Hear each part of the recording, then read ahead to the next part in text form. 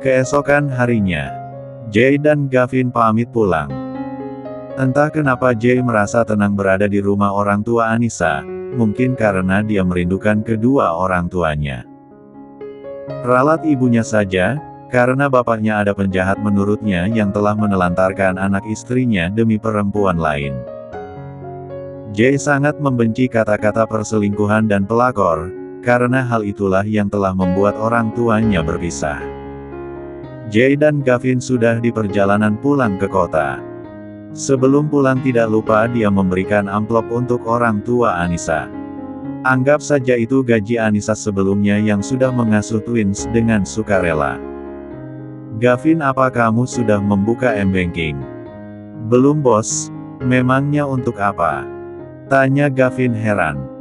Saya sudah mengirimkan bonus untuk kamu, jawab Jay sambil memejamkan matanya.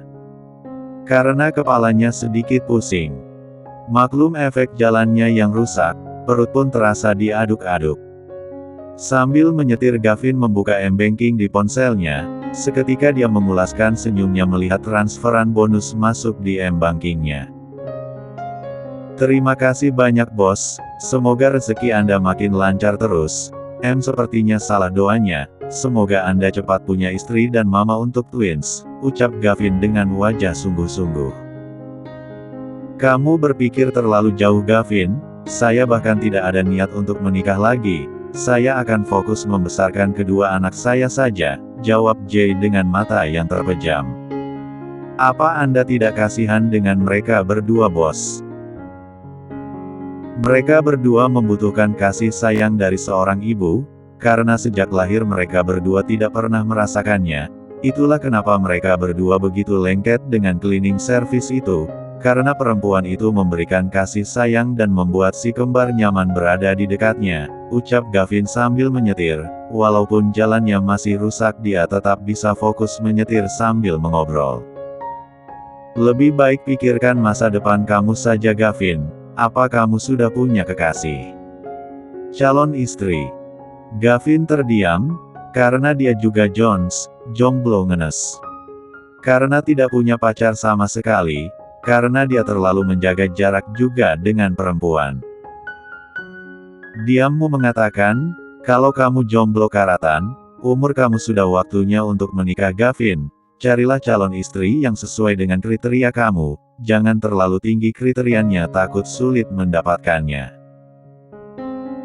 Tapi saya memang belum ada pikiran untuk menikah bos, bahkan adik saya saja tidak tahu di mana keberadaannya sekarang. Dia bahkan tidak pernah masuk kampus lagi membuat saya makin bingung, karena tidak tahu dia pergi kemana, lirih Gavin. Apa kamu sudah melacak keberadaannya? Lebih dari sudah bos, karena terakhir lokasinya adalah di depan rumah saya. Besoknya saya lacak lagi ternyata malah di toko ponsel, ternyata ponselnya dia jual tapi sudah saya beli kembali ponselnya itu. Apa dia tidak punya teman? Punya bos, tapi teman-temannya tidak ada yang tahu keberadaan Sahra. Saya takut dia kenapa-napa di jalan atau bertemu preman dan membuat saya stres memikirkannya. Gavin nampak frustasi bila menceritakan tentang adiknya yang tidak ada kabarnya.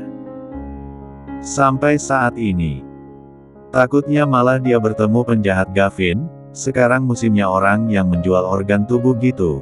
Bukan hanya itu, kalau adik kamu bertemu Tente Germo begitu gimana? Cari terus saja keberadaan adik kamu Gavin. Di luar sangat banyak penjahat yang sok baik dengan pura-pura menawarkan kebaikan lalu dia menjual adik kamu. Itulah yang harus kamu pikirkan, ucap Jay membuat Gavin terdiam. Dia menang sempat berpikir seperti itu. Tapi dia selalu berdoa semoga adiknya dijauhkan dari orang-orang jahat dan tempat jahat seperti itu. Tidak lama mobil Gavin pun sampai di kota dan Gavin langsung mengantar Jay ke rumahnya. Karena Jay sangat lelah dan mengantuk. Karena tadi malam mereka berdua malah diajak Avando main catur hingga larut malam, karena sekolah Avando sedang libur. Anissa mengetuk pintu ruangan Jay, mengantarkan kopi seperti biasa.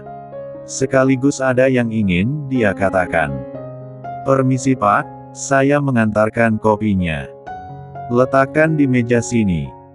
Anissa mendekat ke meja Jay lalu meletakkan secangkir kopinya. Maaf Pak, saya ingin mengucapkan terima kasih karena Anda sudah jauh-jauh ke kampung saya dan membawa ayah saya berobat, ucap Anissa menatap wajah bosnya yang terlihat datar. Anda bisa memotong gaji saya Pak. Tangan Anissa tiba-tiba gatal, ingin sekali menonjok muka menyebalkan Jay. Apa dia tidak bisa berbicara? Mungkin mulutnya terkena lem tembok, makanya nggak bisa muka mulut padahal tinggal jawab iya. Kenapa mesti coba, kayak orang yang lagi stroke, batin Anissa mengumpat Jay, karena dia sudah sangat kesal. Jangan mengumpat saya, bisa saja gaji kamu langsung hangus semua. Cek, pandai sekali mengancam, gerutu Anissa dan jelas terdengar oleh Jay. Pak, saya ingin memasukkan Alea dan Alvin ke TK, apa Anda punya akta dan kartu keluarganya? Kasihan mereka kalau enggak sekolah Pak. Saya mau tanya, di saat kamu kerja seperti ini anak saya kamu tinggal dengan siapa? Tanya Jay menatap Anissa tajam. Teman saya Pak, dia tidak bekerja jadi tenang saja Alea dan Alvin nyaman bersama dia, jawab Anissa dengan serius. Besok saya bawa akta dan kartu keluarganya. Mungkin minggu nanti saya mengunjungi mereka, timpal Jay membuat Anissa hanya mengangguk. Saya ingin bertanya sama kamu. Mau bertanya apa Pak? Kenapa kamu mau mesti izin sama saya ketika ingin menggunakan uang yang saya transfer itu? Karena itu uang twins bukan uang saya Pak. Jay menghela nafasnya berat. Dia tahu kalau Anissa orang yang jujur dan tidak sembarangan memakai sesuatu yang bukan miliknya. Pakailah kalau kamu membutuhkannya, tidak perlu izin sama saya, izin saja sama Alea dan Alvin, ucap Jay membuat Anissa hanya bisa termenung. Tumben berubah menjadi baik. Pasti mau tobat sebentar dan besok kumat lagi sombong plus arogannya itu, batin Anissa. Saya tahu di dalam hati kamu sedang memuji saya. Wah Anda sangat tahu sekali isi hati saya ini Pak, kalau begitu apakah saya mendapatkan bonus hasil memuji Anda barusan? Seketika Jay mendongak dan menatap nyalang ke arah Anissa. Hehe, maaf Pak. Kalau begitu saya permisi. Anissa langsung berjalan cepat keluar dari ruangan yang tiba-tiba berubah mengerikan itu. Tunggu. Anissa langsung menghentikan langkah kakinya sambil membawa nampan di tangannya. Ada apa Ibu Lalia yang terhormat? Ngapain aja kamu di dalam ruangan Pak Jay? Kenapa sangat lama sekali, padahal hanya mengantarkan kopi? Terlihat Lalia menatap Anissa tajam, namun Anissa hanya pura tersenyum paksa mendengar pertanyaan Lalia yang sangat kepo sekali. Menurut Ibu, sedang apa saya di dalam? Karena sangat lama sekali, mungkinkah saya sedang merayu Pak Jay atau duduk ngopi bareng? Jawab Anissa, tiba-tiba kata-kata itu yang muncul di kepalanya.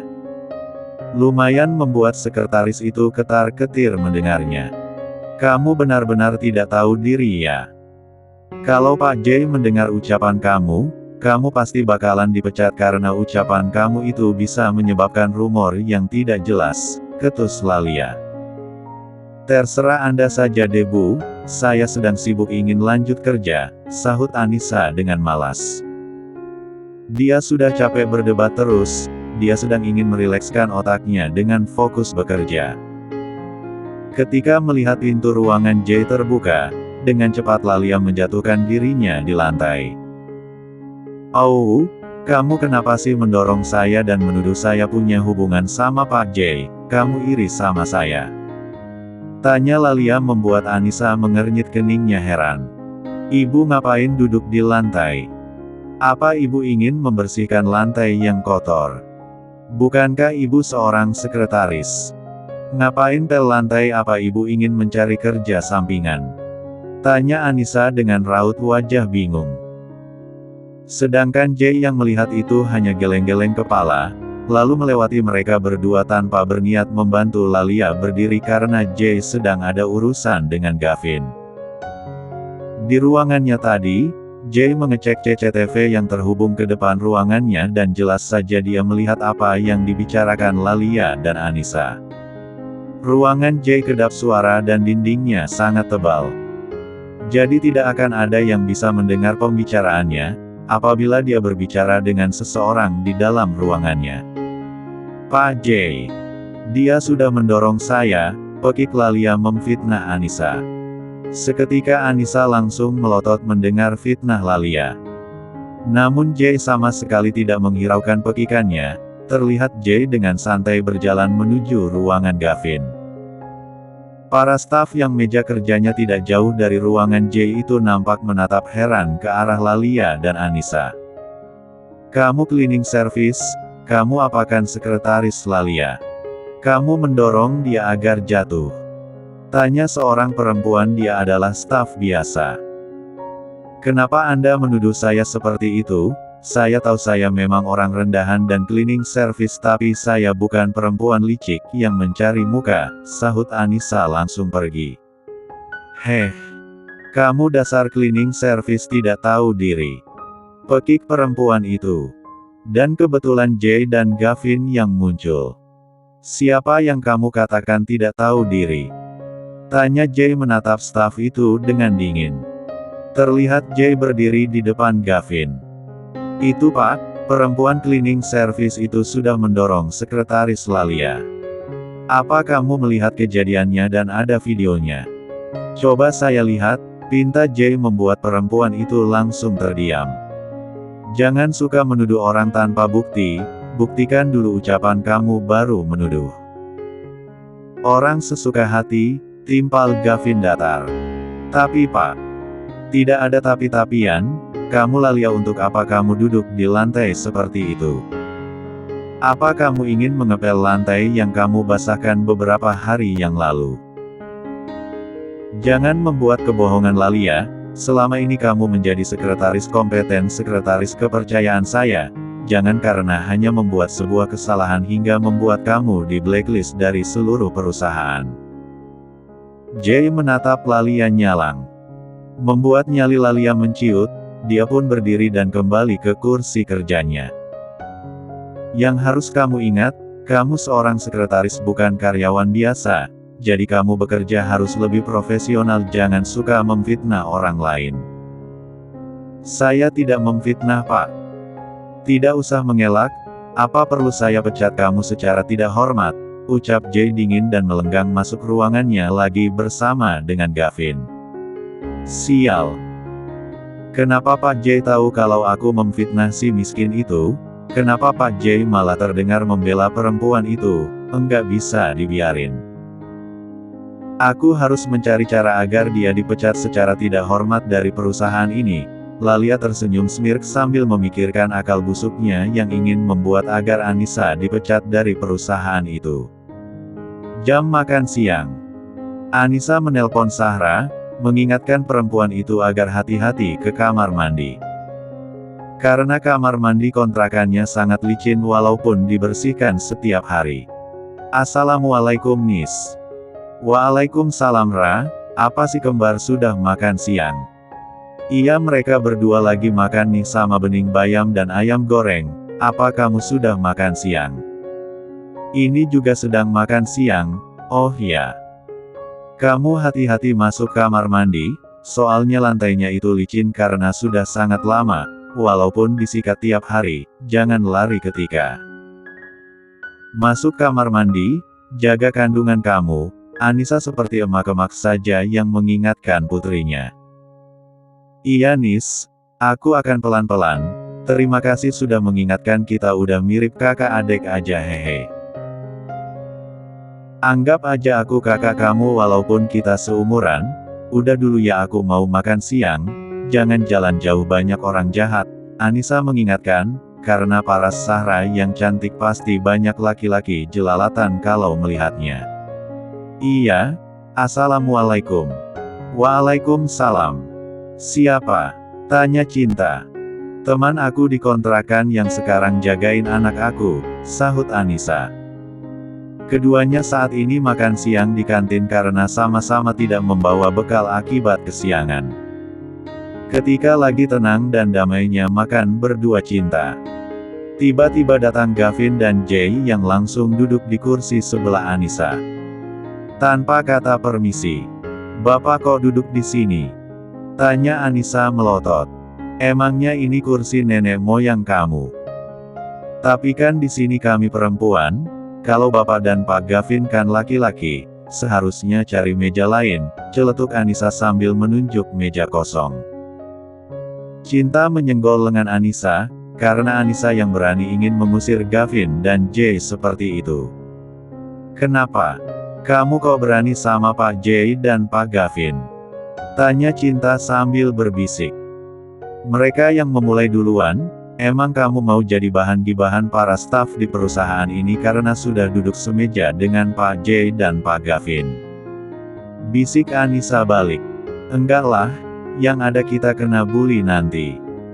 "Nah itu kamu tahu." Gavin dan Jay menatap nyalang keduanya yang nampak bisik-bisik tetangga. "Jangan membicarakan orangnya di belakang, langsung di depannya saja," celetuk Jay membuat Anissa dan Cinta langsung menghentikan bisik-bisiknya. "Anda salah paham Pak. Kami tidak membicarakan Anda," timpal Anissa. Di meja lain, para staf nampak banyak yang berbisik, karena melihat Jay yang makan semeja dengan Anissa. Biasanya Jay dan Gavin akan makan siang semeja dengan sekretarisnya. Namun sekarang lihatlah, Lalia bahkan makan dengan staf lain. Anissa melirik Lalia sekilas karena dia yakin kalau perempuan itu menyumpah sarapah dia dalam hati. "Cek, lihat mukanya mirip emak lampir, ayo sini gabung semeja biar kita bisa adu mulut. Rasanya mulut aku sedikit gatal karena melihat muka sok cantik kamu yang hobinya memfitnah orang," batin Anissa mengumpat. Di tempat lain, Nia kembali ke kampungnya sambil memikirkan uang untuk menebus semua perhiasan yang sudah dia gadai itu. "Apa aku kabur aja? Iya, sebaiknya aku kabur aja sebelum Jay menangkap aku." "Dari mana coba kau mendapatkan uang sebanyak itu untuk menebus perhiasannya? Uangnya saja sudah habis aku belikan mobil dan rumah di kampung, dan sisanya di ATM ada 100 juta, cukup pastinya untuk aku pergi jauh dari kota ini," gumam Nia. Dia kira Jay tidak tahu kampung halamannya, jadi dia tenang-tenang saja kabur sedangkan mobil dan rumahnya aman-aman saja menurutnya di kampung. "Pak, putar balik, cari hotel," pinta Nia kepada sopir drivernya. Nia menginap di hotel yang ada di kota itu, dia memesankan tiket untuk penerbangan besok ke kota lain. "Aku yakin, Jay tidak akan menemukan. Aku akan kembali setelah semuanya aman." Nia tersenyum licik di kamar mandi hotel. Menatap wajahnya di pantulan kaca. Untuk apa coba sibuk mengurus perhiasan mantan istrinya yang sudah meninggal itu, sudah mati malah nyusahin aja, umpat Nia. Dia tidak tahu saja, kalau dia diikuti oleh para anak buah Jay. Tentu saja Jay tidak akan lengah begitu saja, dia bisa membaca pikiran busuk Nia. Karena kebanyakan orang apabila diminta mengembalikan barang tapi malah kabur. Beberapa orang yang mengikuti Nia itu, menginap di kamar sebelah Nia. "Dia ingin melarikan diri ke kota lain bos," ucap Nick berbicara dengan Jay di telepon. "Besok, langsung tangkap dan jebloskan dia ke kantor polisi. Sudah dikasihani dan diberikan kesempatan tapi disia-siakan dan malah menantang," ucap Jay di seberang sana dengan suara yang datar. "Baik bos." Setelah panggilan teleponnya berakhir, Nick menghampiri temannya yang lain. "Bos meminta kita langsung menangkap perempuan itu besok ketika dia check out dari hotel dan langsung jebloskan saja dia ke kantor polisi," ucap Nick. Mereka semua mengangguk tanda mengerti.